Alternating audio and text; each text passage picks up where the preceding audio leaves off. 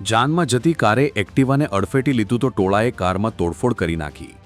બે ઘડી તંગદિલીનું વાતાવરણ સર્જાતા ધારાસભ્ય સહિત પોલીસનો કાફલો દોડી ગયો.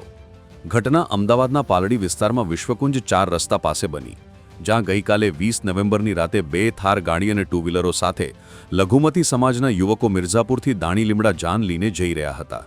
તે દરમિયાનમાં એક્ટિવા પર જઈ રહેલા એક દંપતીને થારની ટક્કર વાગી હતી, જેથી તેઓ નીચે પડી ગયા હતા.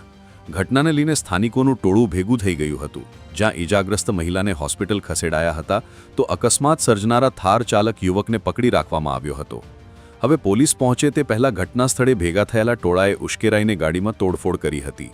જાણ થતાં જ એલિસ બ્રિજના ધારાસભ્યને પોલીસ તાત્કાલિક દોડી ગઈ હતી, જેમણે અકસ્માત સર્જનારા કાર ચાલકને ઝડપી લીધો હતો.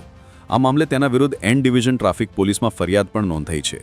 તો થાર ગાડીના ચાલકે પાલડી પોલીસમાં એક્ટિવા ચાલક અને 10થી 15 લોકો વિરુદ્ધ માર મારવાની અને ગાડીમાં તોડફોડ કરવા અંગેની ફરિયાદ નોંધાવી છે.